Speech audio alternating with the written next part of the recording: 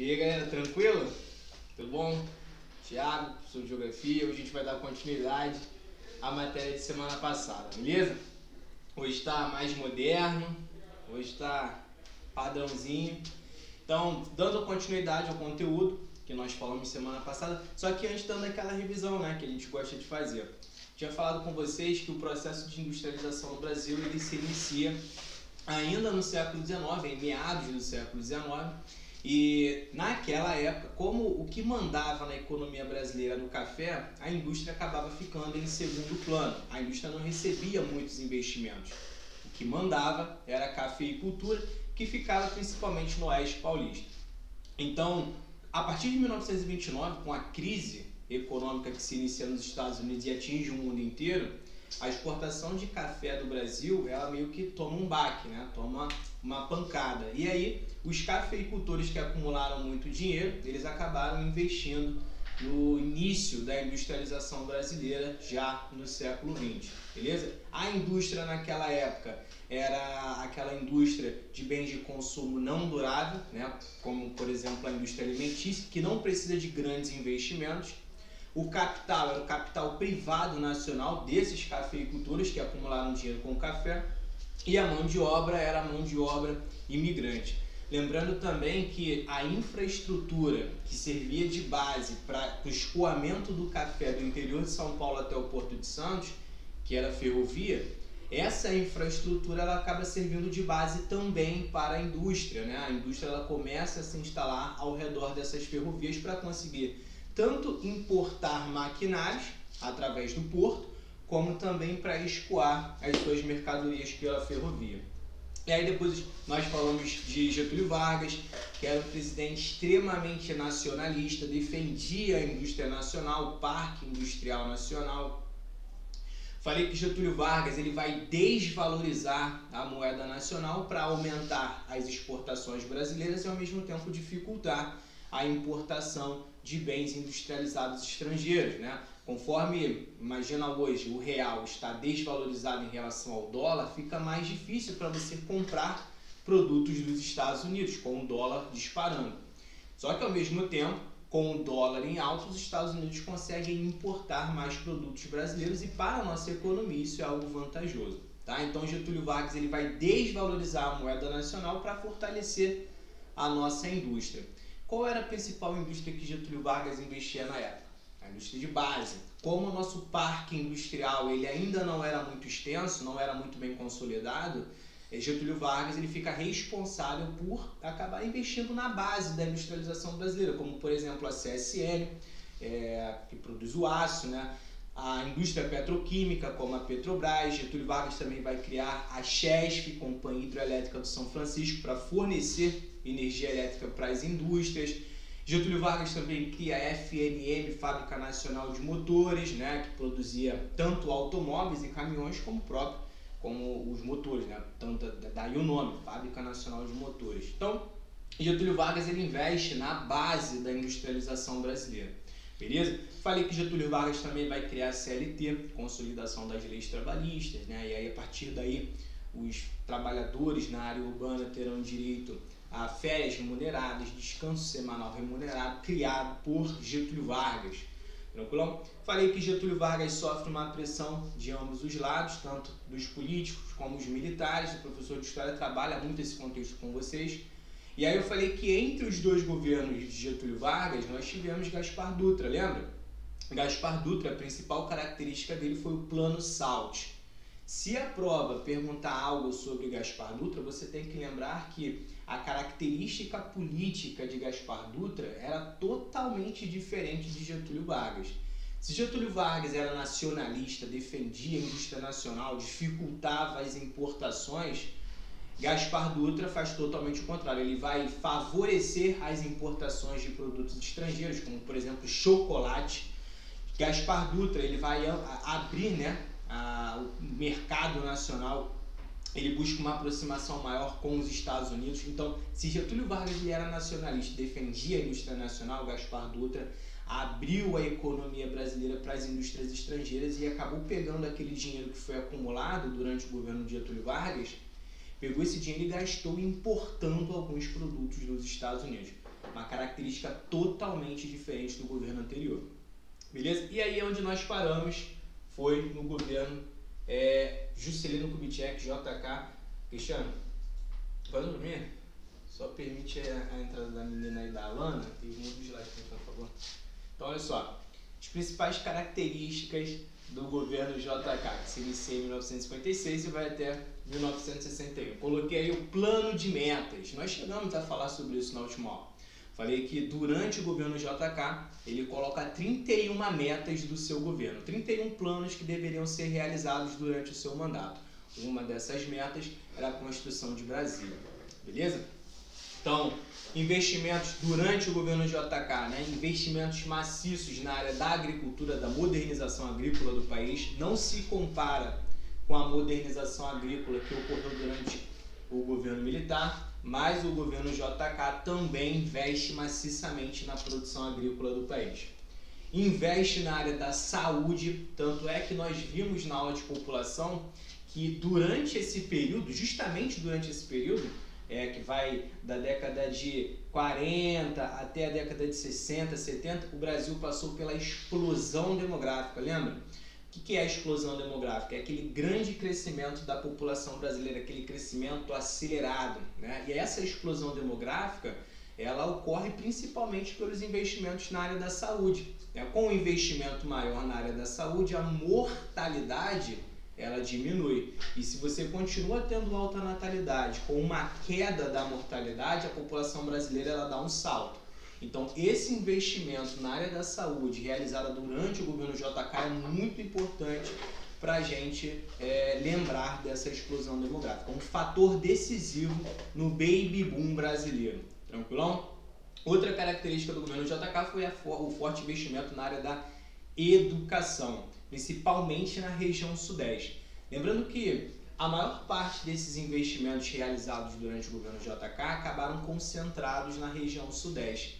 Ele não realizou um investimento por igual em todas as regiões, tá? Os investimentos acabaram ficando concentrados na região sudeste. Então, por mais que ele investisse na nossa economia, na nossa indústria, diversificação, né, desses investimentos, esses investimentos acabaram se concentrando na região sudeste, belezinha? Tanto é que depois JK ele cria um programa governamental para levar investimentos para o Nordeste, já que o Nordeste ficou esquecido por muito tempo. Como a maior parte dos investimentos ficaram aqui no Sudeste, as outras regiões ficaram mais isoladas. E aí ele começa um programa governamental para levar investimento para uma região específica, que era o Nordeste. Qual o nome desse programa governamental? SUDENE, Superintendência de Desenvolvimento do Nordeste. Tranquilão? Também investe bastante na área da energia. Por que você investe na área da energia? Para ampliar a produção industrial, tá? A indústria é o setor que mais consome energia elétrica. Então, se você quer aumentar o seu parque industrial, você tem que fornecer a energia. Por isso, o governo JK também investe em energia. O Pedro colocou baby boom. Sim, Pedro, na aula de população, não sei se você assistiu, eu falei que o Brasil passou por 3 fases de crescimento brasileiro. Falei que na primeira fase o crescimento vegetativo era baixo porque a taxa de natalidade era alta, mas ao mesmo tempo a mortalidade também continuava elevada, já que a maior parcela da população vivia no campo, e no campo a qualidade de vida é pior, menor, principalmente no início do século XX. Segunda fase do crescimento populacional, eu falei que era a explosão demográfica, ou o famoso baby boom. Então, se você não lembra, pega o conteúdo de população que está lá no Google Classroom e dá uma lapidada de novo. Valeu? Olha de novo o conteúdo lá. Baby boom é rápida explosão populacional, quando a população cresce em um ritmo muito acelerado. Isso ocorreu no Brasil por volta da década de 40 até a década de 70. Por que isso aconteceu? Porque ainda nesse período a população brasileira era agrária. No campo a taxa de natalidade tende a ser maior, tá? Na cidade o custo de vida é mais elevado, então a taxa de natalidade tende a diminuir.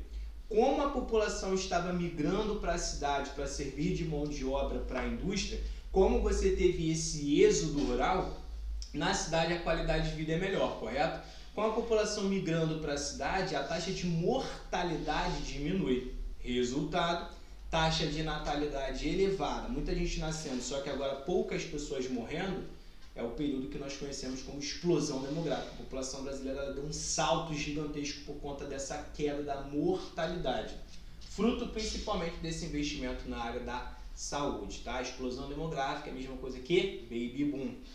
Tranquilão, Pedro? Bota aí pra mim se você entendeu, se você conseguiu pegar aí. Novamente, vai lá na aula de população e dá uma lapidada, porque a prova do Enem adora cobrar sobre isso. Tranquilão? JK também investe bastante na área do transporte, principalmente na malha rodoviária. Como o JK queria atrair investimentos estrangeiros, principalmente investimentos na área do setor automobilístico, o automóvel ele precisa da rodovia, correto? Então, para atrair essas indústrias automobilísticas, JK investe maciçamente no setor rodoviário. Investe também na área da mineração, exploração mineral no Brasil e na construção civil. Sempre que a prova falar sobre construção civil, você lembra que um dos objetivos do governo investir em construção civil é diminuir a taxa de desemprego, criar trabalho, criar oferta de emprego com essa construção civil. E lembrando de construção civil durante o governo JK, você tem que lembrar automaticamente de Brasília. Tranquilo? Brasília foi construída durante o governo JK e faz parte dessa construção civil, desse investimento na construção civil. Absorveu muita mão de obra nordestina, tá? Pedro, novamente, entendeu? Outra característica do governo JK, aumentar a economia 50 anos em 5. Foi o famoso 50 anos em 5. O investimento maciço do governo JK tinha como objetivo fazer com que a nossa economia desse um salto gigantesco. Crescesse em 5 anos o equivalente a 50, tá? De fato, a economia brasileira durante o governo JK deu um salto gigantesco. A nossa economia foi bastante movimentada durante o governo JK. Não se compara com o milagre econômico ocorrido durante o governo militar, mas durante o governo JK a nossa economia ela foi bastante diferenciada. Pedro colocou assim, sim, era para ter saído um ponto final, foi de interrogação, eu estava afirmando, foi mal. Não, show de bola, você é inteligente, isso só mostra que você sabia o que era baby boom. Parabéns. Tranquilo? Tamo junto. Qualquer dúvida coloca aí pra gente. Durante o governo JK também nós passamos pelo desenvolvimentismo econômico. E o que era o desenvolvimentismo econômico? O que significa isso? Sempre que a prova abordar sobre desenvolvimentismo econômico, você lembra que é a ideia de aumentar a modernização do país, modernizar o país através de indústrias. Só que durante o governo JK, essa modernização do nosso parque industrial tinha como característica básica a atração das indústrias estrangeiras, tá? Muitas indústrias estrangeiras vieram para o Brasil e com essa entrada de indústrias estrangeiras, a ideia era que o país se modernizasse, principalmente as indústrias do setor de bens duráveis, como a indústria automobilística e a indústria de eletrodomésticos, o que era algo mais moderno. Então, daí a ideia do desenvolvimentismo econômico. Sempre que falar do desenvolvimentismo econômico, lembra do governo JK, tá? Em alguns livros, em alguns lugares, vocês também irão ler que o desenvolvimentismo econômico ocorreu no governo Getúlio Vargas também. Só que aí, se isso for cobrado, você tem que saber a diferença da indústria de Getúlio Vargas para a indústria de JK. A indústria de Getúlio Vargas investia em bens de base, a indústria de base, siderurgia, petroquímica, dificultava a entrada de indústrias estrangeiras, beleza? Agora, durante o governo JK, isso muda drasticamente com a atração de indústrias estrangeiras. E agora, no governo JK, uma indústria que ganha muita força é a indústria de bens duráveis, como o automobilístico, a indústria automobilística e de eletrodomésticos, beleza? Então, lembra dessa diferença. Falei para vocês também sobre esse tripé da produção industrial, lembra? Eu falei que as indústrias elas receberam investimentos diversificados. Cada tipo de indústria recebeu investimento de uma área específica. Então, a indústria de base, ela recebe investimento, esse tripé econômico, tripé 3. A indústria de base e a indústria de bens de capital. O que é a indústria de base e a indústria de bens de capital? Novamente, indústria de base é aquela indústria que vai servir de alicerce para todas as outras, como a siderúrgica e a petroquímica. As outras indústrias precisam do aço. Quem fornece o aço É a siderúrgica. Por isso a siderúrgica é considerada uma indústria de base. E desde o governo Getúlio Vargas, as indústrias de base recebem investimentos do Estado. Durante o governo JK, isso não vai se alterar, tá? Então, governo JK, governo militar, governo atual investe principalmente na indústria de base. Então, esse tripé tem como característica o investimento da indústria de base por parte do Estado.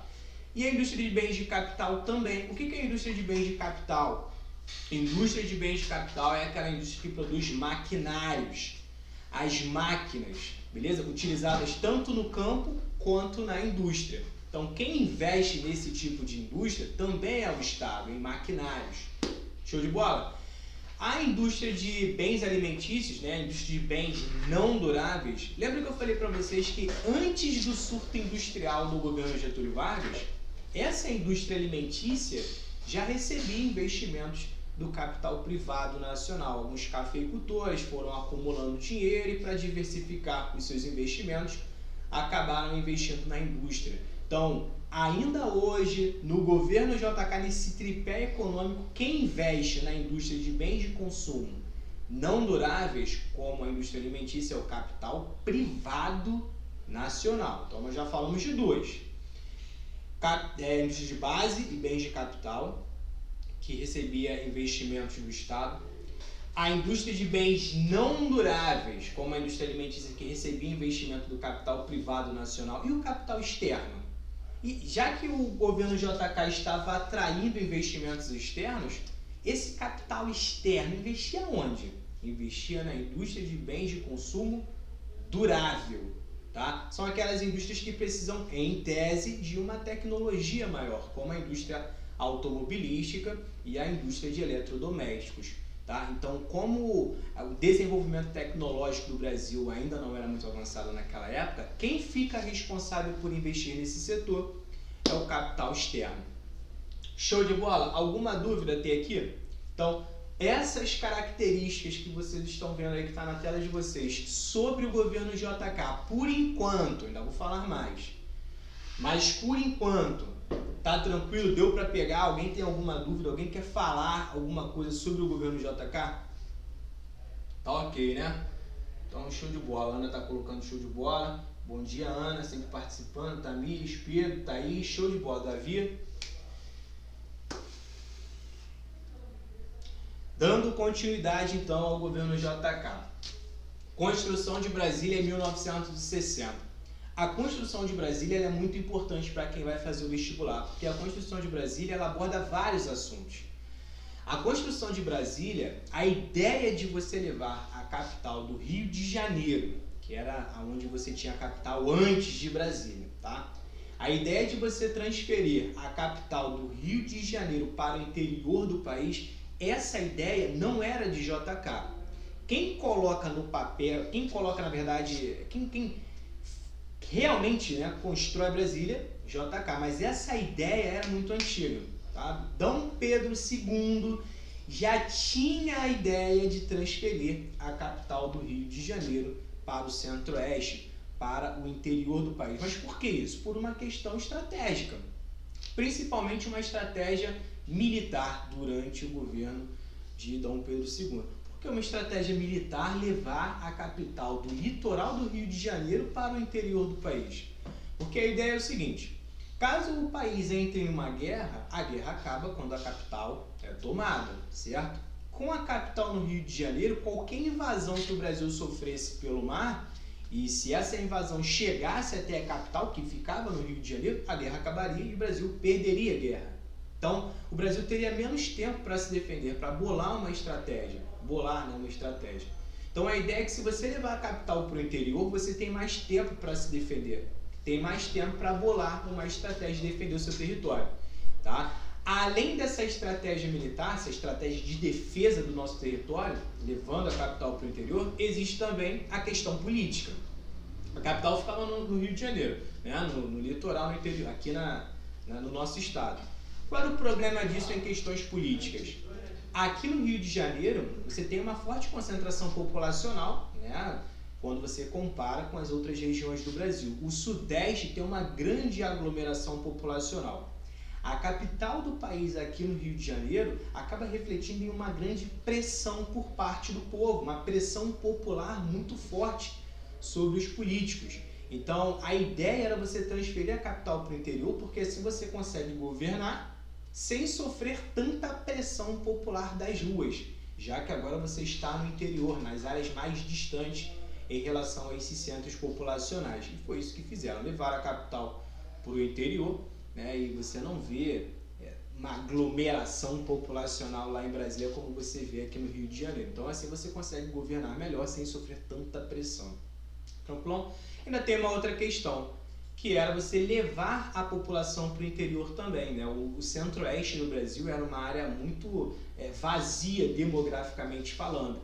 Então, quando você transfere a capital para o centro-oeste do país, para o interior, automaticamente você tende a levar a população também. Como você faz isso? Construindo algumas rodovias que partem de Brasília em direção às outras regiões. E ao longo do tempo, com esse acesso mais facilitado pelas rodovias, a população tende a chegar mais para o interior. E ao longo do tempo você vai povoando aquela área. E foi isso que aconteceu, né? Tanto é que a gente fala que a corrida para o oeste aqui no Brasil, ela se inicia lá no governo Getúlio Vargas, ainda nós falaremos sobre isso. No governo Getúlio Vargas, essa corrida para o oeste se inicia, só que com a construção de Brasília, a população migra cada vez mais em direção ao centro-oeste. Você popularizou basicamente a região centro-oeste durante o governo JK com a construção de Brasília. Belezinha? Lembrando que Brasília é uma cidade planejada, né? Nós vimos isso na aula de geografia urbana. Tranquilão? 73% dos investimentos foram no setor de energia, produção energética, já que ele queria ampliar também a produção industrial, e no setor de transporte. Só que os investimentos no setor de transportes acabaram ficando concentrados principalmente no transporte rodoviário, tá? A malha rodoviária brasileira ela foi muito ampliada durante o governo JK, principalmente quando você compara com outras malhas viárias, como a ferrovia, a hidrovia. Então, botei aqui, ó, ampliação de 14 mil quilômetros de rodovias, e quando você compara com as ferrovias, não chega nem a 1.000 quilômetros. 14 mil quilômetros de ampliação rodoviária no país para 827 quilômetros em ferrovia. Se a prova perguntar, e na verdade o Enem já cobrou sobre isso, por que JK investe maciçamente na malha rodoviária para atrair a indústria automobilística e ao mesmo tempo dar aquela ideia de modernização para o país, para o nosso Brasil. Show de bola? Grande crescimento do setor automobilístico e de consumo duráveis, principalmente quando a prova cobrar do setor de eletrodomésticos. O Enem uma vez cobrou uma questão que estava a imagem de Brasília, né? E aí falando sobre a modernização, ela te dava uma imagem de Brasília e na frente assim tinha um carro. E aí te perguntava o contexto daquilo dali.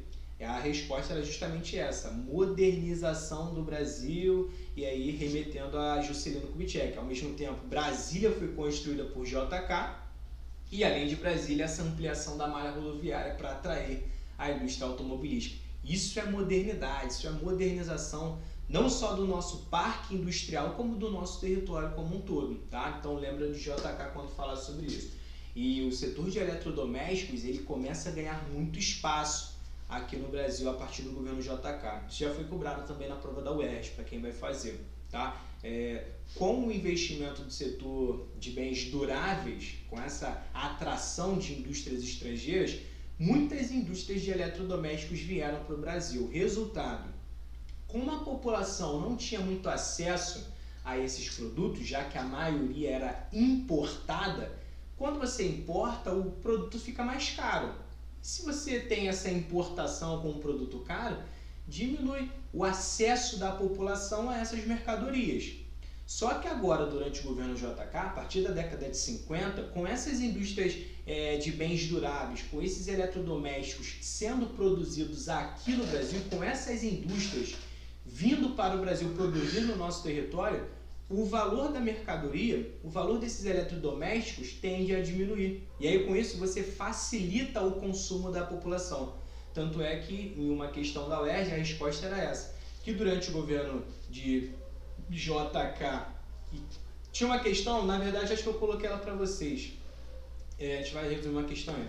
Mas tinha uma questão que perguntava o seguinte: comparando. Ah, não, na verdade a gente respondeu semana passada. A gente resolveu uma questão semana passada sobre isso. E aí lembra disso, lembra que eu falei? Que quando você compara o governo de Getúlio Vargas com o governo de JK, a questão te perguntava, da UERJ, a questão te perguntava uma característica comum dos dois governos. E uma dessas características é a ampliação do mercado consumidor. Com esses produtos ficando mais baratos, a população brasileira consegue ter um acesso maior a essas mercadorias. Você amplia o mercado consumidor brasileiro. Só que durante o governo JK, você lembra desse consumo dos eletrodomésticos, beleza?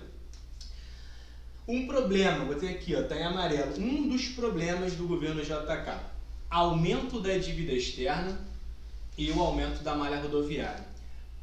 Para o governo JK realizar essa política, né, de 50 anos em 5, fazer com que a economia brasileira em 5 anos cresça o equivalente a 50, JK pegou muito dinheiro emprestado, né? Dinheiro emprestado, você tem os juros. A dívida externa do Brasil disparou durante o governo JK, tá? Não se compara com a dívida externa adquirida durante o governo militar. Durante o governo militar, durante o regime militar, a dívida externa do Brasil disparou ainda mais. Só que quem inicia essa grande explosão da nossa dívida externa, o governo JK, para realizar esses investimentos, para construir Brasília, pegou muito dinheiro emprestado. E um outro problema que eu coloquei aqui, ó, são as rodovias. Quando você tem um território gigantesco como o Brasil, o ideal é você investir na malha ferroviária. Para você conectar os extremos do Brasil, as regiões distantes do Brasil, o ideal é investir na ferrovia. Mas por quê? Porque a ferrovia você gasta menos para transportar mercadorias e pessoas a longas distâncias. O custo é muito menor quando você compara com uma rodovia. Na rodovia você tem um gasto maior com combustível para transportar mercadorias e pessoas. Você tem um gasto maior para realizar a manutenção da malha rodoviária. Quando você compara, por exemplo, produtos simples, como a castanha do Pará. Se você for no Nordeste e procurar castanha do Pará lá no Nordeste, no Rio Grande do Norte, né? Você vai comprar castanha no Rio Grande do Norte, valor muito barato. Quando você vai comprar castanha aqui no Mundo Verde, no Rio de Janeiro, o valor é muito maior do que a castanha do Rio Grande do Norte. Por quê? Para você transportar essa mercadoria do Rio Grande do Norte até o Rio de Janeiro, você acaba transportando através de rodovias. E aí, o produto que lá no Nordeste está barato, acabam entrando nesses produtos valores como o aumento a questão do combustível, o gasto com combustível. Para transportar essa mercadoria com caminhões, você tem gasto com combustível, né? Você vai colocando todos esses gastos sobre o valor. Quem paga isso é o mercado consumidor, não é quem produziu, é o mercado consumidor. Então, um produto que sai lá barato acaba ficando caro aqui porque você teve o gasto com combustível, você teve o gasto com o salário do caminhoneiro, você teve o gasto com a manutenção do caminhão e você também tem o gasto dos pedágios que são encontrados ao longo da via. Todos esses gastos são inseridos sobre o valor do produto. Então, acaba fazendo com que os produtos brasileiros fiquem mais caros, tanto para o consumo interno da população, como quando você quer competir com o mercado internacional. Você quer exportar um produto que outros países também produzem, então a ideia é que você exporte por um valor menor, para você conseguir ganhar competitividade. Só que como o Brasil gasta muito transportando essas mercadorias, o Brasil acaba perdendo também competitividade mundial, fruto desse forte investimento na malha rodoviária, tá? Então, ainda hoje essa malha rodoviária é um problema para o nosso território. Vocês devem lembrar que ano passado nós tivemos uma grande greve dos caminhoneiros e alguns produtos básicos começaram a faltar na geladeira, no nosso dia a dia, porque não conseguiram chegar, né, até o mercado consumidor. E isso se deve pelo aumento na época do diesel, os caminhoneiros fizeram uma greve, alguns produtos começaram a faltar e o produto disparou. Esse problema ele é diminuído quando você investe na malha ferroviária. O ideal é você criar rodovias apenas para conectar alguns pontos menores a algumas ferrovias e não para transformar a rodovia na base dos meios de transporte, na base dos meios de circulação do Brasil. Show de bola?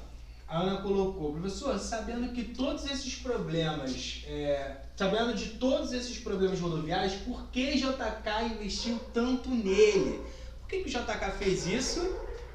Para que ele vai ampliar a malha rodoviária sabendo que a malha rodoviária tem um custo maior? Lembra que eu falei que uma das características do governo JK era atrair as indústrias estrangeiras, principalmente a indústria automobilística? Como que estava mandando na época era a indústria automobilística e ao mesmo tempo o Brasil precisava vender o seu petróleo, a produção de petróleo no Brasil vinha aumentando, né? O petróleo estava mandando bastante já na nossa economia, a gasolina queria ser vendida. Para você vender gasolina, você precisa de automóveis no país. E para você ter automóveis no país e atrair essa indústria estrangeira, você precisa aumentar a malha rodoviária. Beleza, Ana? A Tamiris até colocou aí os automóveis. Pegou, Ana? Então, mesmo sabendo desses problemas, como ele queria atrair as indústrias automobilísticas, os automóveis não andam sobre trilhos, né? Os automóveis andam sobre rodovias. E para ampliar o número de automóveis no país e os investimentos externos, ele ampliou também a malha rodoviária. Tranquilão? E tem a questão da Petrobras também, vender a gasolina. Pedro colocou, fora também que muitas até hoje não são asfaltadas. Sim, por exemplo, nós temos como exemplo a Transamazônica, né? Boa parte da Transamazônica que foi criada durante o governo militar, com o objetivo de conectar o Nordeste à região Norte, parte da Transamazônica não é pavimentada, não é asfaltada, o que dificulta muito a circulação de mercadorias entre essas duas regiões. Perfeito, Pedro. Tranquilão? Então, outra característica do governo JK, outros problemas, na verdade, concentração do parque industrial no Sudeste. JK investe maciçamente na nossa indústria, beleza. Só que ele não diversifica esses investimentos entre as regiões brasileiras. A maior parte desses investimentos ficam na região Sudeste.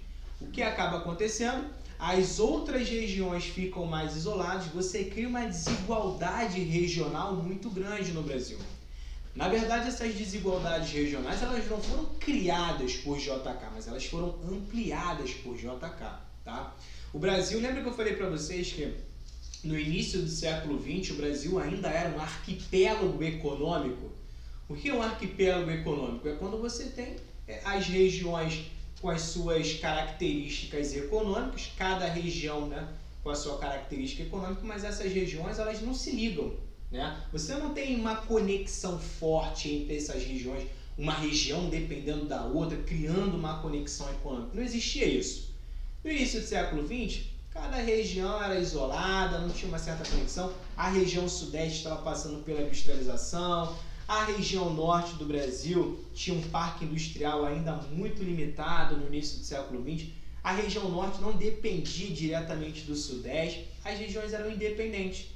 Então, como você tinha ilhas econômicas, o que são essas ilhas econômicas? Pontos isolados no país, ilha, um ponto isolado no país, com a sua própria economia, sem uma certa conexão. Né? E isso ocorreu desde o início do século XX. Quando Getúlio Vargas entra no poder e começa a investir na indústria, ele não investe em todas as regiões. Ele investe principalmente no Sudeste. Quando ele faz isso, coloca a maior parte dos investimentos na região Sudeste, as outras regiões ficam mais isoladas. Você cria uma desigualdade regional muito grande. No governo JK isso também ocorreu. As desigualdades regionais aumentaram, tá? Então, mas no finalzinho da década de 50, início na verdade da década de 50, você começa a criar algumas rodovias para conectar as regiões do Brasil, mas mesmo assim você ainda tinha uma desigualdade regional muito grande. Como assim, professor, desigualdade regional? Quando você tem o Sudeste muito rico e as outras regiões mais pobres. O Nordeste ele foi sendo esquecido desde o fim do ciclo da cana-de-açúcar. Até hoje o Nordeste possui como característica básica ser uma região pobre, economicamente falando, e ter uma forte emigração, saída de pessoas. Por quê? Porque o Nordeste foi sendo esquecido por muito tempo. Belezinha? Então você cria essa desigualdade entre as regiões. E durante o governo JK, isso aconteceu bastante. Ele acaba ampliando essas desigualdades por acabar concentrando os investimentos no Sudeste. Beleza? Tanto é que JK, como eu coloquei para vocês aí, ele vai criar um programa governamental para levar investimentos para o Nordeste, para tentar diminuir um pouco essa desigualdade entre as regiões, entre o Nordeste e o Sudeste. Quando o parque industrial no Sudeste começa a ser ampliado, começa a crescer, muitas pessoas do Nordeste migraram para o Sudeste em busca de trabalho. Por isso que eu coloquei aqui, ó, houve uma intensificação das migrações internas no país. Quando você cria uma desigualdade econômica no país, né? Quando você leva investimento para uma região e esquece das outras, essa região que recebeu mais investimentos, ela começa a atrair mão de obra.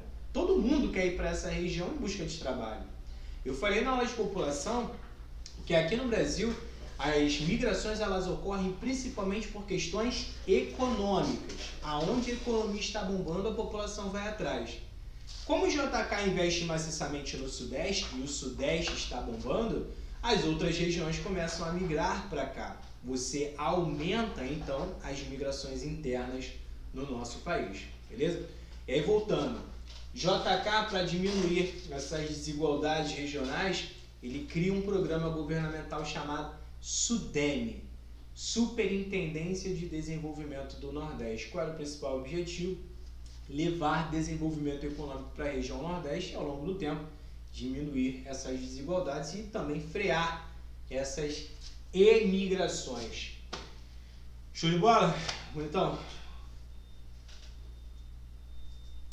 Lá, ó.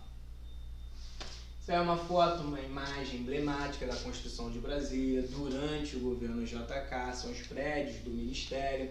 Lembrando que Brasília é uma cidade planejada, é a cidade capital, também conhecida como uma cidade polinucleada. O que é cidade polinucleada? É quando você tem um grande centro urbano, que é Brasília, um grande centro urbano, só que nesse grande centro urbano você tem alguns núcleos urbanos, tá? Então você tem o centro, que é a cidade piloto, é o plano piloto, é o centro de Brasília, onde você tem esses prédios ministeriais, plano piloto, e as cidades que estão ao redor são as cidades satélites.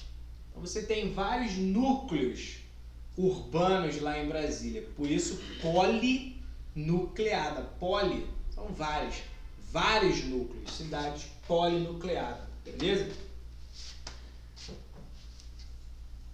Vamos ver mais uma. Aí, outra imagem bonitinha, lembrando que Oscar Niemeyer foi o arquiteto responsável por esses desenhos modernos de Brasília, tá? Não foi ele que desenhou o plano de Brasília, mas ele vai desenhar ele vai ser o arquiteto, ele vai desenhar os prédios. Não a questão da geografia urbana de Brasília, não foi ele. Thaís colocou assim, professor, pode explicar essa questão da SUDENE de novo, por favor? Não entendi muito bem. Claro, o que acontece é o seguinte, Thaís, imagina que é o seguinte, você concentra o investimento em uma determinada área do país, beleza? A maior parte dos investimentos ficaram concentrados no Sudeste. O Sudeste desenvolveu melhor, o Sudeste foi mais rico. Nosso ajudante está até sagaz, já voltou para o slide, pô, show de bola.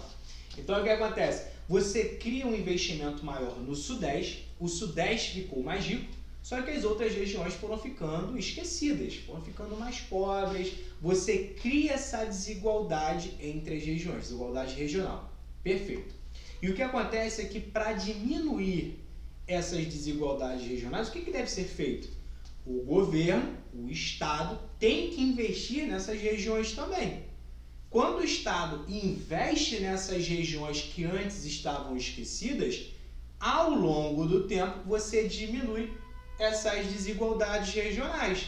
Se você continuar investindo apenas no Sudeste ou 80% dos investimentos ficarem concentrados no Sudeste, as outras regiões continuam sendo marginalizadas, continua ocorrendo essa desigualdade regional. Então, o objetivo é você levar investimento para essas áreas também. Levar investimento para o Nordeste, criar um programa governamental que leve o investimento até o Nordeste, até a Amazônia, até o Centro-Oeste, até a região Sul. As outras regiões que antes estavam abandonadas passam a receber investimentos do Estado. No caso da Sudene, o investimento foi para a região Nordeste. Sudene significa Superintendência de Desenvolvimento do Nordeste, beleza? Quem cria esse programa de Superintendência de Desenvolvimento do Nordeste, JK, para levar investimentos econômicos para a região Nordeste. As outras regiões, professor, existiram projetos? Sim, os outros projetos foram ampliados durante o governo militar. Quem inicia esse programa? JK. Durante o governo militar é criada a Sudam, Superintendência de Desenvolvimento da Amazônia, é criada a Sudeco, Superintendência de Desenvolvimento do Centro-Oeste, a Sudesul, a Codevasf, que é a Coordenadoria de Desenvolvimento do Vale do São Francisco, programas criados durante o governo militar, mas quem inicia? JK, levando o desenvolvimento para o Nordeste. Belezinha? Nome do programa, Sudene. Show de bola? Vamos lá, vamos dar continuidade às imagens então. E aí, ó, novamente Brasília, a imagem de Brasília, essa cidade capital, essa cidade planejada, cidade moderna, tinha um formato de um avião com a asa norte, asa sul, asa leste, asa oeste. Algumas questões colocam assim também, tá? Então, a ideia era você organizar muito bem essa cidade para transformá-la na cidade capital, já que antes a capital do país era o Rio de Janeiro. Belezinha? Isso aí, ó. Lembra que eu falei da Sudene? Até a Thaís perguntou aí, ó. Pegou, Thaís? Pegou o que é a Sudene? O objetivo da Sudene, o objetivo principal é diminuir as desigualdades regionais, tá? Lembra disso no dia da prova. Então, o objetivo da Sudene é levar investimento para o Nordeste para, ao longo do tempo, diminuir essas desigualdades econômicas pelas regiões do país. Nessa imagem, o que nós estamos vendo aí? Na primeira imagem ali, à esquerda, você tem a divisão regional criada pelo IBGE. Tá? O IBGE divide o Brasil em 5 regiões. E é o que vocês estão vendo ali. No verde você tem a região norte do Brasil, em amarelo o centro-oeste, em laranja você tem o nordeste brasileiro, vermelho o sudeste e o azul é a região sul. Nessa segunda imagem aqui, eu queria chamar a atenção de vocês, porque nessa segunda imagem você tem a delimitação da Sudene, Superintendência de Desenvolvimento do Nordeste, criado por JK. Porque quando a gente fala desse desenvolvimento no Nordeste, criada por JK, a gente tem que lembrar o seguinte, além dos estados nordestinos, que possuem como características básicas a pobreza econômica, não é pobreza cultural, intelectual, a pobreza econômica é a característica básica do Nordeste, e a forte emigração, saída de pessoas principalmente a partir de 1930. Muita gente saiu do Nordeste e veio para o Sudeste em busca de trabalho nas indústrias. Beleza. Só que além dos estados do Nordeste, existem algumas regiões aqui do Sudeste, aqui da nossa região, que se parecem muito com as características do Nordeste. Como, por exemplo, em Minas Gerais, no norte de Minas Gerais, nós temos o Vale do Jequitinhonha. Estou falando aqui, tu estava acostumado a olhar para a televisão?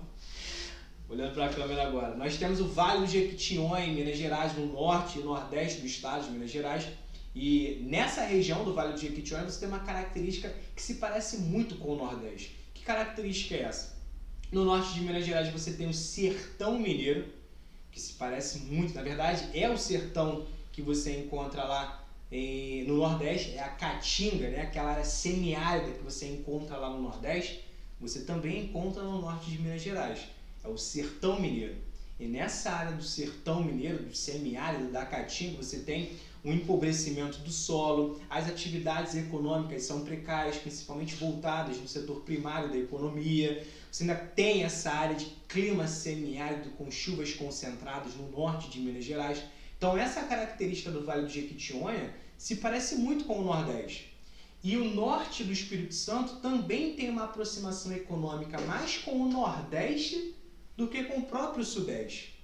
Por isso que quando o JK cria a Sudene, além de colocar os estados nordestinos, que é o que vocês estão vendo aí, ele também vai acrescentar o Vale do Jequitinhonha em Minas Gerais, e o norte do Espírito Santo. Isso é muita pegadinha, o vestibular vai cobrar isso de você como pegadinha. Porque o vestibular ele vai subentender que os alunos já sabem que a Sudene é no Nordeste. Só que você tem que lembrar que além dos estados nordestinos, fazem parte do Sudene também o norte e o nordeste de Minas Gerais, que é o Vale do Jequitinhonha. Nós trabalhamos isso em bioma quando eu falei sobre a Caatinga. E o norte do Espírito Santo também faz parte do Vale do Jequitinhonha. Beleza? Nessa imagem você pode ver a concentração da malha viária no Brasil. Se você reparar, essas linhas aí, verdes, laranjas, são as malhas rodoviárias, tá? Algumas já foram criadas, outras ainda estão sendo implementadas, estão sendo criadas, tá? Só que se você reparar, a maior parte da malha viária, da malha rodoviária no caso dessa imagem, a maior parte fica na região centro-sul do Brasil. O que é a região centro-sul do Brasil? É a união do centro-oeste, do sudeste e da região sul. Nessa região centro-sul você concentra a maior parte da malha rodoviária. Professor, por que a região sudeste e a região sul são as regiões com as maiores malhas viárias do Brasil? Porque a região sudeste e a região sul são as duas regiões mais industrializadas do Brasil. A região sudeste é a mais industrializada e hoje a região sul é a segunda mais industrializada. A malha rodoviária, tá, e qual é a conexão disso? A malha rodoviária ela foi criada também para dar base à indústria. Não tem como você colocar um grande parque industrial em uma área isolada onde não tenha uma rodovia, uma ferrovia para escoar a produção dessa indústria. Então, quando você passa, por exemplo, pela rodovia Presidente Dutra, quando você passa pela linha vermelha, você vai reparar que ao redor dessas vias você tem vários galpões, várias indústrias. Então, aonde tem rodovia, acaba tendo concentração industrial. Como a concentração industrial está na região sudeste e, em segundo lugar, na região sul, são nessas duas regiões que você acaba encontrando a maior parte da malha rodoviária no país. Belezinha? E aí entra o período militar, que vai de 1964 até 1985. A gente vai ver agora as principais características desse governo militar, beleza? Antes a gente tem que entender um pouquinho o contexto, tá? Eu não vou entrar em questões políticas, eu vou deixar isso para o professor de História, mas a gente vai trabalhar a questão econômica, contexto econômico.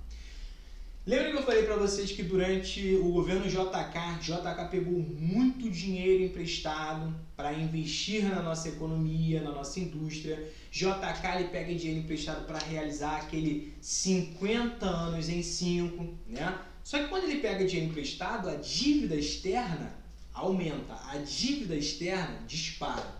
Resultado, a nossa economia ela começa a passar por uma queda. A inflação começa a disparar, o mercado consumidor começa a perder poder de compra, o salário mínimo criado por Getúlio Vargas já não servia para muita coisa com a inflação disparando. Então, quando os militares entram no poder, em 64, eles entram nesse contexto, com a economia brasileira em queda, a economia brasileira cada vez pior. Tá? Esse era o cenário econômico dos militares em 1964. A partir de 1968, na verdade, começa em 68, a economia brasileira começa a ganhar força novamente. Ela ganha tanta força, a economia brasileira ela cresce com uma velocidade tão grande, tão absurda, que nós chamamos isso de milagre econômico. O milagre econômico realizado durante o governo militar foi esse rápido crescimento do produto interno bruto, do PIB, da economia, bem diferente do início da década de 60, que era quando a inflação estava disparando, tá? Então, quando os militares entram, a economia estava em queda, só que entre o início e o fim do governo militar, a economia volta a crescer e nós chamamos isso de milagre econômico. O período de maior crescimento da economia durante o governo militar foi com o governo Médici.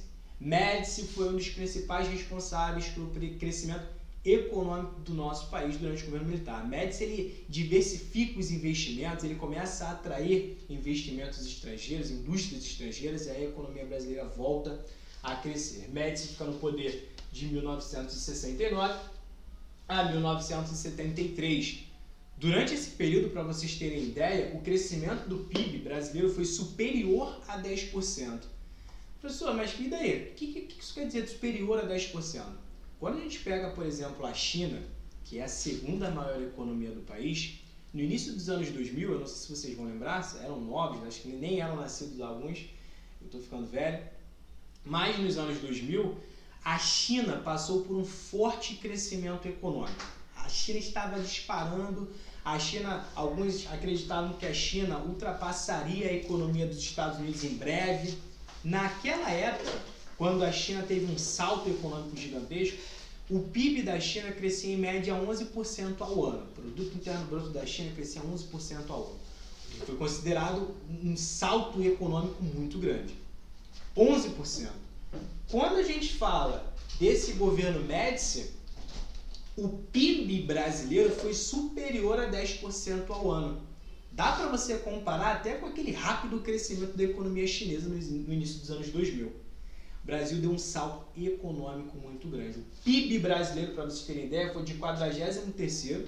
O Brasil, no início, em 64, no início do governo militar, o Brasil ficava em 43º como o país mais rico do mundo, PIB econômico, Produto Interno Bruto. E em 85, quando acaba o governo militar, o Brasil já era a 9ª maior economia do mundo. Só para vocês terem ideia do rápido crescimento econômico do nosso país durante o governo militar. Vale lembrar que PIB é diferente do IDH, correto? Produto Interno Bruto é a soma de todas as riquezas geradas no país. Beleza. Então você pode falar aqui, ó, que o PIB brasileiro cresceu demais durante o governo militar, o Brasil ficou rico, show de bola. Mas isso não necessariamente se reflete em qualidade de vida, tá? Lembrando que durante o governo militar você teve uma forte concentração de renda no nosso país. Durante o governo militar, quem era rico ficou mais rico, e quem era pobre continuou sendo mais pobre. As pessoas pobres no país aumentaram, dispararam, você teve uma forte concentração de riquezas no nosso país, tanto que quando o governo militar foi questionado em relação a isso, os próprios governantes diziam que primeiro nós precisamos inchar o bolo. O que eles queriam dizer com isso? Aumentar o produto interno bruto, a riqueza, para depois repartir esse bolo, essa fatia do bolo. O que ele queria dizer com isso? Para depois realizar a distribuição de renda. Então, durante o governo militar, nós tivemos pontos positivos e negativos. Questão positiva foi o salto da nossa economia. O Brasil ficou entre os 10 países mais ricos do mundo. Mas isso não necessariamente significa em qualidade de vida, tá? Então, lembra disso. Durante o governo militar, a dívida externa disparou, a qualidade de vida não melhorou, você teve uma forte concentração de renda. E sempre que a gente fala do governo militar, eles falam, principalmente na área de geografia, o Enem adora explorar essa questão da concentração de renda durante o governo militar. Porque como o Brasil enriqueceu, a ideia é que o poder de compra do trabalhador aumentasse, né? Se o Brasil está ficando mais rico, os trabalhadores teriam mais acesso a mercadorias e enriqueceriam juntos. A ideia era essa, mas não foi o que aconteceu. A economia cresceu, mas a concentração de renda ainda era muito alta. Beleza? Em nome disso, concentração de riquezas. Coloquei aqui o milagre econômico entre 1968 até 1973, com grande crescimento econômico. Caso a prova explore esse milagre econômico, eles podem abordar o contexto da época, né? Ou em que governo esse milagre econômico aconteceu. Aí você lembra do governo militar, beleza? Perdão. Outra característica do governo militar: grande investimento estatal em energia, transporte e comunicação. Para você ter uma ideia, na área de energia, algumas usinas hidrelétricas foram criadas pelo governo militar, como por exemplo a usina de Itaipu, que é uma usina binacional, pertence 50% ao Brasil, 50% ao Paraguai. A usina de Itaipu ela foi criada para ampliar a produção industrial da região centro-sul do país. Na época, era a maior usina siderúrgica, a maior usina hidrelétrica do mundo. Hoje, ela perde para a usina de Três Gargantas, né? Só que a usina de Itaipu era gigantesca e ela servia para fornecer energia elétrica aqui para a região centro-sul, para as indústrias que estavam crescendo.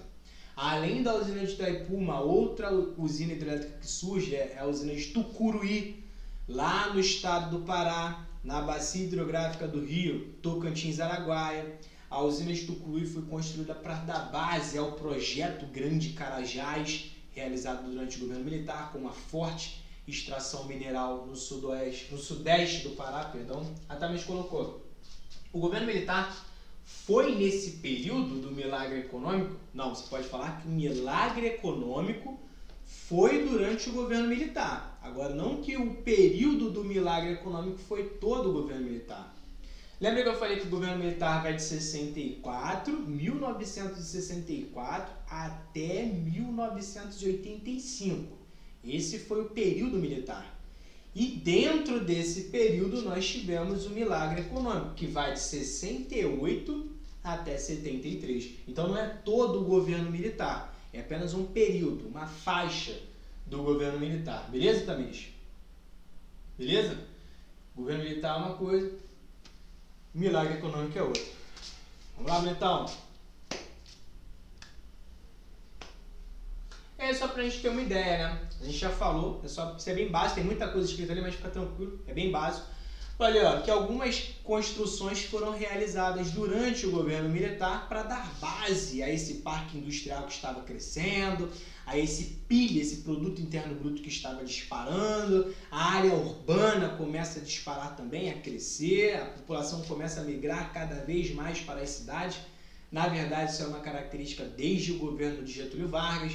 Então, durante o governo militar, essa migração para as cidades continua, esse parque industrial continua aumentando. E nós temos algumas construções importantes realizadas durante o governo militar, como a usina de Itaipu e Tucuruí, que eu já mencionei, a usina nuclear de Angra. O programa nuclear no Brasil ocorre durante o governo militar. Naquela época, o mundo estava passando pela Guerra Fria, né? Aquela disputa entre Estados Unidos e União Soviética, entre o capitalismo e o socialismo, e o Brasil também estava inserido nesse contexto. Aqui no Brasil, nós também passamos por essas disputas, né? E como o Brasil teve uma aproximação com os Estados Unidos, nesse contexto da Guerra Fria, o mundo naquela época estava passando pela corrida nuclear, a corrida armamentista, e o Brasil não queria ficar de fora. Então, os militares criam o programa nuclear, né, o programa nuclear brasileiro, com a construção da usina nuclear de Angra dos Reis. Tá? Inicialmente, a usina nuclear tinha como objetivo armamentos nucleares, o Brasil queria produzir armas nucleares, só que teve a corrida armamentista, só que a ONU ela vai vetar alguns países de produzirem armamentos nucleares, e o Brasil foi vetado. Então, a usina nuclear depois foi utilizada para gerar energia elétrica, tá? A partir da termonuclear, que nós falaremos ainda sobre isso. Além da usina nuclear de Angra dos Reis, você teve a Ponte Rio-Niterói, que pode cair na sua prova como Ponte Presidente Costa e Silva. A Ponte Rio-Niterói foi muito importante aqui para o Rio de Janeiro, porque ela vai conectar Niterói, a capital, né, ao Rio de Janeiro, sobre a Baía de Guanabara. Essa ligação de Niterói com o município do Rio de Janeiro acaba aumentando os fluxos entre pessoas e mercadorias entre essas duas cidades. A Ponte Rio-Niterói ela acabou ampliando um tipo de migração que existe muito aqui no Brasil. Alguém pode me falar qual é a migração que é o tipo de movimento, o tipo de migração que aumenta com a construção da Ponte Rio-Niterói? Alguém tem ideia? Acho que eu lembro. Isso aí, Tamires, perfeito, Thaís também colocou a migração pendular, é aquela migração constante de ida e vinda da população de um lugar para o outro. Maneiro que eu estou fazendo isso? Eu estou me olhando ali, cara, é maneiro. Tranquilo, certinho. Então aumenta essa migração pendular entre as duas cidades. Tranquilão? Além da usina de Itaipu, de Tucuruí, da usina nuclear, da Ponte Presidente Costa e Silva, nós tivemos algumas rodovias que foram criadas para conectar no Brasil. Uma delas, a Transamazônica, beleza? A Transamazônica, que boa parte dela ainda não é pavimentada, ainda não é asfaltada, e a Perimetral Norte. O governo militar, a gente vai falar um pouquinho sobre isso também, o governo militar cria um programa para conectar as regiões. Na verdade, nós falamos um pouquinho sobre isso na aula de população, que foi o Plano de Integração Nacional, integrar as regiões do Brasil através das rodovias, né? E algumas rodovias foram criadas, como a Cuiabá-Santarém, a Transamazônica. Nós falaremos também sobre isso na aula sobre meios de circulação no Brasil. Tranquilão? Ocorreram investimentos externos no Brasil durante o governo militar. O governo militar atrai capital externo, principalmente dos Estados Unidos. E uma dessas ideias, desses objetivos era ampliar a produção mineral no Brasil. Então foram criados alguns projetos aqui no Brasil para ampliar a mineração do nosso país, como por exemplo o projeto Carajás, né? Projeto Trombetas e projeto Jari. Projetos principalmente com o objetivo de extrair minério de ferro. Só que outros minérios foram extraídos também ali no sudeste do Pará, principalmente. Esse minério ele era escoado até o Porto de São Luís, o Porto de Itaqui, na verdade, lá em São Luís do Maranhão, Porto de Itaqui, que fica lá no Maranhão. Você cria essa conexão entre o sudeste do Pará e São Luís do Maranhão. Porto de Itaqui, ele recebia minério de ferro da Serra dos Carajás. Esse minério de ferro é escoado por uma ferrovia, a Ferrovia Carajás, e de lá, do Porto de Itaqui, parte desse minério era exportado para a China, para o Japão e para os Estados Unidos. Belezinha? Com o governo, durante o governo militar, lembra que eu falei que a dívida externa aumentou, o PIB aumentou também, só que você teve essa forte concentração de renda. Alguns lemas foram criados durante o governo militar, como por exemplo, primeiro nós precisamos inchar o bolo para depois repartir, já expliquei sobre isso. E o outro lema era exportar é o que importa. Como assim? O ideal era você exportar, vender mercadorias, não importa a qual custo, você tem que exportar ao invés de importar. Se você exporta, se você vende, você ganha dinheiro. Isso é bom para uma balança comercial. Se você importa, se você compra, você está perdendo dinheiro, você está gastando dinheiro. Então o ideal é você exportar ao invés de importar. E durante o governo militar, isso foi usado como lema. Exportar é o que importa. E para fechar, nós já falamos. Sudam, Superintendência da Amazônia, criado durante o governo militar. Sudeco, que foi a Superintendência do Centro-Oeste. Sudesul, levar investimentos para a região sul. E a Codevasf, ampliar a produção energética no Vale do São Francisco. Belezinha? Pode rolar. Nós temos quanto tempo de aula? Eu quero fechar um pouquinho, quero falar sobre... Dá para trabalhar mais? Show de bola. Então nós temos uma imagem aí sobre a rodovia Transamazônica, tá? Conectando aí, ó, duas regiões do Brasil, a região norte e a região nordeste. A rodovia Transamazônica é considerada uma obra faraônica. Por que obra faraônica? É quando você tem um grande projeto e você gasta muito dinheiro nesse projeto. É uma obra faraônica. E a Transamazônica é considerada uma obra desse tipo, já que conectaria duas regiões e o gasto seria muito grande. Infelizmente, a Transamazônica possui alguns problemas, como por exemplo a questão ambiental. Para você passar com essa rodovia na floresta amazônica, o impacto ambiental é muito grande, o desmatamento é muito grande. Nós falamos sobre bioma amazônico, né? Nós falamos que a floresta amazônica é uma formação florestal. O que é uma formação florestal? Quando você tem árvores de grande porte e uma vegetação muito densa, uma mata fechada, né? Nós falamos que a floresta amazônica é dividida em 3 estruturas: mata de terra firme, várzea e igapó, sendo que a maior parte é formada de terra firme, onde o nível da água não consegue chegar, que é aquela vegetação latifoliada, higrófila, beleza. Então, quando você passa com a rodovia Transamazônica por esse ambiente, o impacto ambiental é muito grande, tá? Os militares eles também tinham como ideia realizar distribuição de terras ao redor da Transamazônica. Como assim? A ideia não era conectar as duas regiões?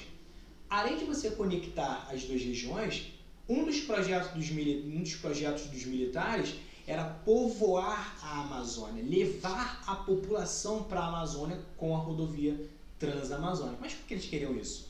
Por que eles queriam povoar a Amazônia? É aquela ideia de integrar para não entregar. Você tem que integrar a Amazônia ao território nacional para evitar uma invasão de países inimigos, países estrangeiros, pela Amazônia. Porque se algum país estrangeiro invadir o Brasil pela Amazônia, até o governo federal se defender, perdeu muito tempo.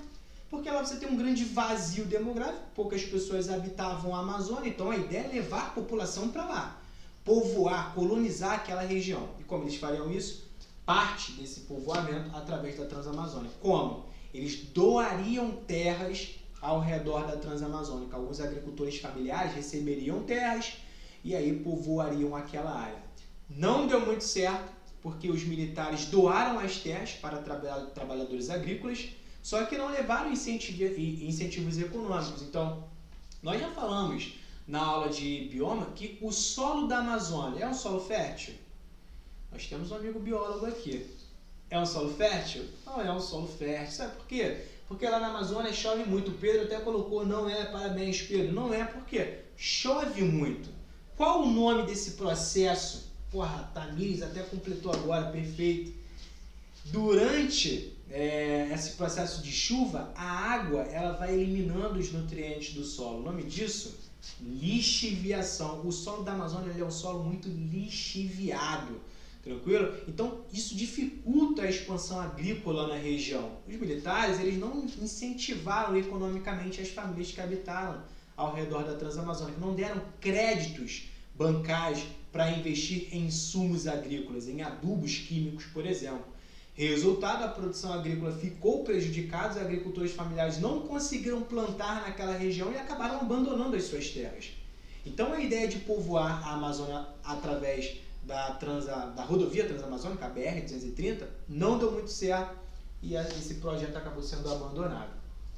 Belezinha? Outra imagem aí, ó.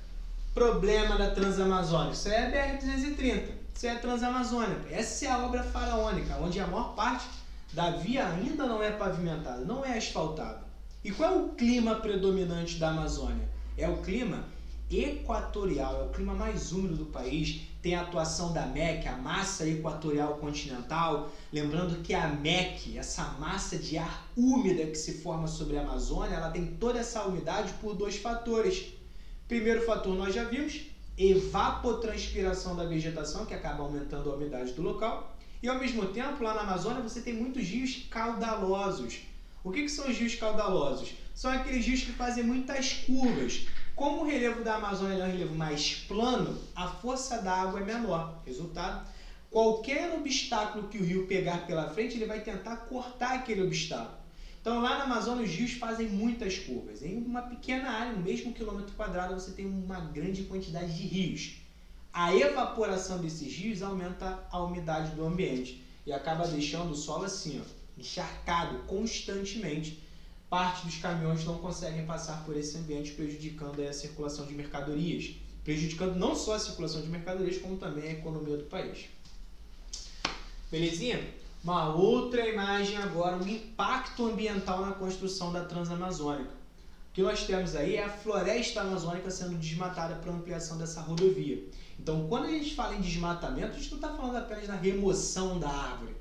A gente está prejudicando toda a fauna local também. Eu não sei se vocês acompanharam essa semana, mas acho que é no Rio Grande do Sul ou Santa Catarina, removeram algumas árvores em uma área urbana, né? E aí, amendoeiras. Removeram muitas amendoeiras em uma área urbana e aí uma moradora de um prédio filmando. Tinha tela no prédio dela, várias araras presas ali na tela do apartamento dela e muitas estavam morrendo.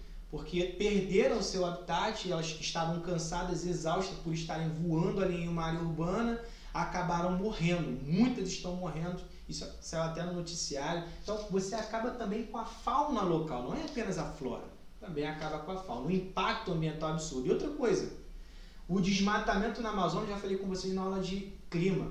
Esse desmatamento na Amazônia ele impacta também o Rio de Janeiro e São Paulo, por exemplo. Como? Parte da chuva que cai aqui no Rio de Janeiro, parte da chuva que cai em São Paulo, no Sudeste, vem da Amazônia. A MEC, a massa equatorial continental que se forma lá na Amazônia Ocidental, ela chega até o norte do estado do Paraná. A massa de ar úmida que se forma sobre a Amazônia, ela chega até a região sul do Brasil. Se você ampliar o desmatamento, diminui a MEC, diminui a umidade da massa de ar e, consequentemente, diminui a chuva que ocorre aqui. São os rios voadores, isso aí também. Rios voadores são as massas de ar úmidas que atuam no nosso país, principalmente a MEC, massa equatorial continental. E aí, para fechar, nós temos aí um tempinho de aula, não temos? Antes da gente resolver o exercíciozinho? Porra, show de bola. Bota aí pra gente. Atual dinâmica espacial das indústrias. Como que as indústrias estão se comportando hoje? Quais são as características industriais do nosso país hoje? Até agora nós vimos o processo de industrialização no Brasil, né? O contexto histórico. Desde o período do café, nós estudamos desde o século XIX até o governo militar. E agora, quais são as características da industrialização brasileira? Eu coloquei aqui, ó. A região sudeste e a região sul são as duas regiões mais industrializadas do Brasil, correto? O Enem adora cobrar um geógrafo muito importante para o nosso conteúdo, que foi Milton Santos. Milton Santos foi um dos maiores geógrafos do mundo, escreveu vários livros, ele é muito importante na geografia brasileira, deu aula em várias universidades ao redor do mundo, deu aula na universidade na França, muito importante. E ele escreveu vários livros, como eu disse. O Enem gosta de cobrar Milton Santos, ele adora citar algumas palavras, alguns estudos de Milton Santos. Ano passado, por exemplo, eles citaram um livro do Milton Santos que, na minha opinião, é o melhor, que é Uma Outra Globalização. Por uma outra globalização. Tem até um documentário, se vocês quiserem assistir, já que isso é cobrado no Enem, vale a pena. Tem um documentário sobre o livro, sobre o que é o livro. E tem no YouTube, tá? Por uma outra globalização. Lá no YouTube, dá uma olhada, porque trabalha muito bem o contexto econômico, não só do Brasil hoje, mas do mundo. E eles adoram cobrar, inclusive o Enem cobrou ano passado, tá? Então deem uma olhada. E Milton Santos diz o seguinte, que aqui no Brasil nós temos uma região concentrada em relação à indústria. Qual é a região concentrada citada por Milton Santos? Região Sudeste e a região Sul, que são as duas regiões mais industrializadas. Então acontece que a região Sudeste ela domina a região Sul em relação à economia, em relação à indústria. As indústrias da região Sul elas acabam sendo a base da região Sudeste, né? A região Sul ela meio que está abaixo da região Sudeste. Então acaba criando aí uma região concentrada, uma forte integração econômica e industrial entre essas duas regiões. Na década de 70, uma outra característica, na década de 70 começa uma desconcentração industrial com guerras fiscais entre os estados. A UERJ adora cobrar essa desconcentração industrial. Adora. Quem vai fazer a UERJ, dê uma focada nesse conteúdo. O que acontece é o seguinte.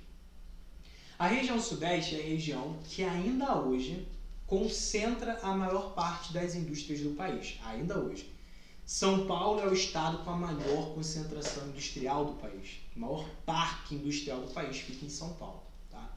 Só que nos últimos anos, algumas indústrias dessas grandes cidades aqui no Sudeste, algumas indústrias estão saindo da nossa região e indo para outras regiões, como o Nordeste, como a região Sul, o Centro-Oeste, a região Norte. Algumas indústrias estão preferindo o interior do que as grandes cidades. Com isso, nós temos uma certa desconcentração da indústria, desconcentração da produção, ou, o que a UERJ colocou uma vez, desterritorialização da produção. Quando ao invés da produção ficar concentrada em um único lugar, agora as indústrias estão se espacializando mais, estão se dispersando pelo território brasileiro. Estão indo cada vez mais para o interior, estão indo cada vez mais para as pequenas e médias cidades do que ficando nas grandes. Mas por que isso vem acontecendo? O Pedro colocou pelo custo, né? No interior é mais barato. Perfeito, Pedro. Mas temos alguns motivos que levam as indústrias a preferirem o interior do que as grandes cidades. O custo é uma delas. Mas custo em quê? A gente pode especificar. Você falou corretamente. Mas nós podemos especificar. Aqui na região Sudeste, aqui nas grandes cidades, nós temos um custo maior com a mão de obra, O trabalhador no Rio de Janeiro e em São Paulo, ele é mais caro para a indústria do que um trabalhador do Acre, da Amazônia, de Roraima. Ou até mesmo o trabalhador aqui em Nova Iguaçu, ele é mais caro do que um trabalhador em Campos dos Goytacazes, em Itaperuna, no interior do estado. Tá? Então, esse custo com a mão de obra acaba afastando um pouco as indústrias dessa grande cidade. A Thaís colocou que a fiscalização é menor também, correto. A fiscalização nessas pequenas e médias cidades, nessas cidades do interior, a fiscalização é menor, é menos severa. Aqui nas grandes cidades, a indústria ela tem que se adaptar mais ao meio ambiente, às normas ambientais. E para ela se adaptar a essas normas ambientais, ela precisa gastar mais. E gastar não é muito atraente para a indústria. Então, quando ela vai para uma cidade do interior ou para uma pequena e média cidade, ela não tem essa mesma fiscalização ambiental, é menos severa, então ela gasta menos. Tá? Tem a questão dos baixos impostos também nas pequenas e médias cidades, que acabam, na verdade, levando à guerra fiscal. Beleza? Mas, então, pelo que estou vendo aqui, todo mundo está conseguindo acompanhar o que é desconcentração industrial, né? Essa saída das indústrias das grandes cidades em direção ao interior. Essas grandes cidades, desde a década de 70, estão passando por alguns problemas. O aumento da criminalidade, o aumento no roubo de carga, o aumento do congestionamento, que prejudica a circulação das mercadorias. Desde a década de 70, essas grandes cidades estão passando por esses problemas e as indústrias estão saindo daqui e indo para o interior. O nome disso, desconcentração. E quando a gente coloca em um contexto mundial, lembra que nós falamos da terceira revolução industrial? Falei para vocês que na terceira revolução industrial ocorre justamente essa desconcentração da indústria. As indústrias elas estão procurando os lugares mais baratos para produzir. Então, parte da produção fica em um país, parte de uma outra produção fica em outro país, ela está se espacializando. É o caso da Nike, por exemplo. O design da Nike fica...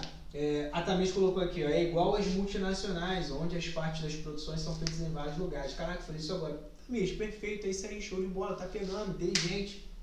É isso aí. Então você tem o caso da Nike, por exemplo, que é uma multinacional, como você colocou. Por que multinacional? Porque ela está em vários países, ela é multinacional. Então, a produção da Nike fica ali no Sudeste Asiático, principalmente no Vietnã. Se eu pegar aqui o tênisinho que eu estou agora e dar uma olhada, Vietnã produção. Por quê? Lá no Vietnã, o custo da mão de obra é muito barata. O designer do tênis da Nike acaba ficando na Europa. A sede da Nike nos Estados Unidos. Nós temos fábricas da Nike espalhadas pelo mundo inteiro. Isso é desconcentração, buscando cada vez mais as vantagens lucrativas. Tranquilo? Aí, quando a gente fala de desconcentração industrial, automaticamente a gente pode puxar a um outro conceito, que é a questão da guerra fiscal. Quando uma indústria anuncia que vai sair de uma grande cidade, como a cidade do Rio de Janeiro, as cidades do interior ou os outros estados, eles começam a travar uma guerra para atrair essa indústria. Por quê? Imagina a Souza Cruz. A Souza Cruz produz cigarro, é uma das maiores indústrias de tabaco do mundo, tá? Souza Cruz. A Souza Cruz fica aqui no Rio de Janeiro. Não sei se vocês sabem, mas ela fica ali perto da Pavuna, ali na linha vermelha, né? Naquela rotatória ali quando tu sai da Dutra, para pegar a linha vermelha ali. Fica ali. O roubo de carga ali é muito grande, né?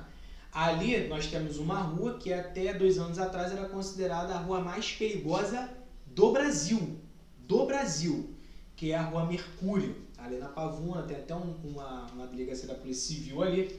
Então, quando o caminhão da Souza Cruz passava por ali para entregar a mercadoria, acabavam roubando a carga, levavam o caminhão para o Chapadão, descarregavam a mercadoria lá e a Souza Cruz perdia dinheiro com isso. A Souza Cruz, perdendo dinheiro pelo roubo de carga, anunciou que vai deixar o Rio de Janeiro. Eu não sei se vocês sabem, mas uma das maiores varejistas do Brasil é a Magazine Luiza, né? E a Magazine Luiza, há 2 anos atrás, fez uma grande reunião entre os empresários no Brasil. Ela é uma das maiores do Brasil, na verdade é uma das maiores do mundo, e ela fez uma reunião para ampliar a Magazine Luiza pelo Brasil. E qual era o único estado que a Magazine Luiza se recusou a colocar uma loja dela? Rio de Janeiro. A Magazine Luiza tem loja espalhada pelo Brasil inteiro. Só tem um estado que não tem Magazine Luiza, Rio de Janeiro. Por quê? Roubo de carga é absurdo. Tá? Então, as indústrias estão saindo do Rio de Janeiro. Quando ela anuncia que vai sair, os outros estados começam a travar uma disputa por ela, tá? Cristiano, faz um favor, vê se está travado aí, porque começam a travar uma disputa, né? Tá todo mundo ouvindo aí, né? Beleza, tranquilão. Que fase do Rio de Janeiro, é verdade. E aí o que acontece? Quando a Souza Cruz anunciou que ia sair daqui, cada cigarro que a Souza Cruz produz, cada cigarro, o estado do Rio de Janeiro arrecada o imposto que é o ICMS. Como a Souza Cruz, que é uma das maiores do mundo, saiu do Rio de Janeiro, os outros estados também querem arrecadar esse ICMS, querem atrair a Souza Cruz. E aí você começa uma disputa entre os estados e entre as cidades que nós chamamos de guerras fiscais. Mas que disputas são essas? Cada estado, cada cidade, ela quer conceder à Souza Cruz, para atrair essa fábrica, as isenções de impostos, como por exemplo, conta de luz, conta de água. Ó, se você colocar a tua indústria aqui, se você trazer a tua indústria do Rio de Janeiro para Minas Gerais, você vai ficar 10 anos sem pagar conta de luz. Para a Souza Cruz, isso é muito vantajoso. A indústria é o setor que mais consome energia elétrica. Então, esse incentivo fiscal concedido por Minas Gerais acaba atraindo a Souza Cruz, já que ela vai sair do Rio de Janeiro. Só que, ao mesmo tempo, outros estados, outras cidades querem atrair a Souza Cruz. Só que, para ganhar a atenção da Souza Cruz, ela tem que conceder algumas isenções fiscais, alguns impostos. E aí você acaba criando uma guerra para ver quem atrai mais, quem concede mais isenção. O nome disso, guerra fiscal. As guerras fiscais, elas acabam incentivando essa desconcentração da indústria. Tranquilão? E isso é uma característica muito marcante hoje. Uma outra característica muito marcante que vem caindo bastante em prova são as privatizações na década de 90. Tá? Em 1991 é criado o Programa Nacional de Desestatização das Indústrias Brasileiras. E o que acontece? Quando cair na sua prova sobre um governo que investiu bastante na indústria, quem você tem que lembrar automaticamente? Quase. Quem você tem que lembrar assim, que esse presidente investiu muito na indústria de base, na indústria brasileira? Ele criou várias indústrias no Brasil. Thaís colocou Getúlio Vargas, a Ana também, Tamires, o Pedro colocou o governo militar. O governo militar, ele investe muito na nossa indústria, tá? Perfeito, Pedro, mas o governo que tem que vir na sua cabeça automaticamente como um governo que criou várias indústrias nacionais, empresas nacionais, lembra de Getúlio Vargas, criou a CSN, criou a Chesf, a FNE, beleza. O mundo, ele passa por 3 fases capitalistas. 3 fases. Nós vivemos no capitalismo aqui no Brasil, né? O sistema econômico adotado pelo governo federal é o sistema capitalista. Só que o capitalismo, na verdade, ele não é um sistema perfeito. Como assim não? Professor, o senhor é esquerdista querendo doutrinar? Não. Por que eu digo que o sistema capitalista não é um sistema perfeito? Porque ele passou por 3 fases. O sistema capitalista, ele quebrou em alguns momentos. Se ele quebrou, ele não é um sistema perfeito. Ele pode se readaptar, se reformular, mas não é perfeito já que ele quebrou, certo?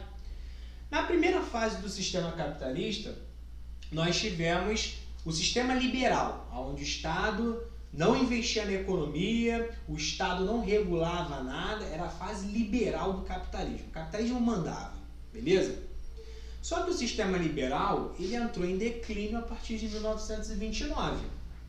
Quem salva o sistema capitalista é o próprio Estado, criando postos de trabalho, criando empresas para absorver essa mão de obra e diminuir o desemprego, movimentar a economia capitalista. O Estado salva o capitalismo. É a segunda fase, que é aquela fase que nós conhecemos como bem-estar social nos Estados Unidos, ou keynesianismo, né? O Estado tendo forte investimento na economia. Aqui no Brasil, a gente pode falar, Pedro colocou perfeito, keynesianismo perfeito. Quem é o presidente que foi keynesianista aqui no Brasil, que investiu maciçamente na indústria brasileira? Vargas. Keynesianismo. Só que depois que o sistema capitalista ele fica salvo, né, com o keynesianismo, ele quer novamente aquela característica de antes. que o Estado não se metia na economia. Como ele está salvo, tá bom, ó, a gente já está salvo aqui, obrigado pela ajuda de vocês, agora vocês podem sair da economia, podem sair. E aí entra a nova fase do sistema capitalista, que é a fase que nós vivemos hoje. Qual é a fase que nós vivemos hoje? Eu olho para cá e já sei que tem gente respondendo, que maravilha, ó, Tamires colocou a fase neoliberal, perfeito. Nós vivemos hoje no neoliberalismo, ou o novo liberalismo, correto? Agora, aquelas empresas que tinham sido criadas pelo Estado, essas empresas começam a ser vendidas. Começam a voltar para o capital privado, deixam de ser do Estado. O nome disso é privatização ou desestatização. Quando você pega uma empresa que antes era pública, era uma empresa do Estado, como a CSN, e passa essa empresa ao capital privado. Deixa de ser do Estado, é a desestatização ou privatização. A privatização é uma característica muito marcante hoje do nosso governo. Estão sendo formuladas propostas para privatizar a SEDAI, propostas para privatizar a UERJ, algumas empresas foram privatizadas, como a CSN, a Embraer, a Chesf, a Fábrica Nacional de Motores foi vendida e repartida em várias outras indústrias. Então, essa privatização é algo muito marcante hoje, não só do Brasil, como do mundo inteiro, tá? Então, característica atual é a privatização por conta desse sistema econômico que nós vivemos hoje, que é o neoliberalismo. Então, eu coloquei aqui algumas empresas que foram privatizadas, a CSN, a Embraer, a Vale e a Telebrás. Ela também colocou para uma empresa. Isso de privatizar é para vender para uma pessoa só? Nem sempre, tá, Tamires? Algumas empresas que antes pertenciam ao Estado, às vezes, elas sofrem um leilão e quem ganhar mais leva a empresa inteira. Tivemos algumas ocasiões assim. Uma única pessoa, um único capital privado pegou a empresa inteira. Show de bola. Agora, o que acontece muito, é você repartir aquela empresa pública para várias outras empresas. É o caso, por exemplo, da Telebrás. A Telebrás, que era uma empresa de comunicação, telefonia, quando ela foi vendida e repartida, várias outras empresas foram pegando uma parte da Telebrás. Inclusive a Oi surgiu dessa venda da Telebrás. Beleza? Então, às vezes é uma empresa só que pega e às vezes é um grupo de empresas. Belezinha? Botei aqui, ó, até a década de 1960, o Sul e o Nordeste eram regiões industriais periféricas. O que são essas indústrias periféricas? Só a gente lembrar da geografia urbana, lembra? Existe o centro da cidade e existe a periferia. Periferias são as áreas que estão distantes em relação ao centro. Então, quando a gente fala de um centro econômico, a gente fala do Rio de Janeiro, de São Paulo, um grande centro econômico, tá? E quando a gente fala das periferias, a gente fala daquelas regiões que estão mais distantes em relação ao centro, que é o caso do Sul e do Nordeste, tá? Foi? No Norte e no Centro-Oeste haviam apenas núcleos locais isolados, que nós chamamos de enclaves industriais. São alguns núcleos econômicos que estão isolados ali, eles sobrevivem sozinhos sem que haja uma dependência com as outras regiões, tá? Eu vou fechar por aqui, dá para resolver o exercício? Não é não? Umzinho. Da UERJ, vai lá, bota lá no último slide para mim, por favor. Exercíciozinho da UERJ aí, já que semana passada nós resolvemos exercícios do Enem, resolvemos até uma questão da UERJ semana passada, hoje eu vou, como eu estou com o meu tempo meio, falo muito, volta no slide 47, por favor. Só para a gente resolver uma questãozinha aqui da UERJ, ó, como que a UERJ cobra. Questãozinha da UERJ, vou ler o enunciado com vocês, depois tem uma imagem e a questão e a pergunta. Então vamos lá, com calma. A rota até os jihadistas. Questão da UERJ de 2017, tá? Componentes produzidos por 51 empresas caem em poder do Estado Islâmico. Mais de 50 empresas de 20 países, entre elas uma brasileira, foram identificadas na cadeia de suprimentos dos dispositivos explosivos improvisados usados pelo Estado Islâmico em centenas de atentados terroristas. O que eles estão querendo dizer com isso? Para produzir uma bomba utilizada pelo Estado Islâmico, nós temos componentes vindo de mais de 20 países, de mais de 50 empresas para produzir uma única bomba. Além de mercadorias controladas, itens tão simples quanto ligas de alumínio, celulares ou fertilizantes que podem parecer inofensivos à primeira vista, estariam na lista dos mais de 700 componentes encontrados em um levantamento realizado ao longo de 20 meses pelo Instituto de Pesquisa de Conflito Armado. E aí vem uma imagem, tá? Pra gente ter uma ideia aí, ó. Tem a imagem, ó. Bonitão. Tá vendo essa parte laranja do mapa aí?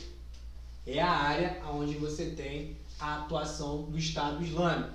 Tá aí na imagem laranjinha e tá escrito assim, ó, destinos Síria e Iraque, aonde você tinha a maior parte do território controlado pelo Estado Islâmico, correto? Só que você tem setas vindo de vários países do mundo, tá vendo? E cada seta dessa daí representa um componente utilizado na produção de arma pelo Estado Islâmico, vindo de várias partes do mundo e sendo encontrados apenas em um único conjunto de territórios aí, que é entre a Síria e o Iraque. E aí vem a questão, vem a perguntinha. A estratégia de ação dos Estados Islâmicos, mencionada na reportagem, apresenta semelhança com a seguinte prática das corporações empresariais contemporâneas. Então, entre as alternativas, qual é a característica que as indústrias estão utilizando hoje, que as grandes corporações empresariais estão utilizando hoje e que o Estado Islâmico também utilizou para produzir o seu armamento, a sua bomba?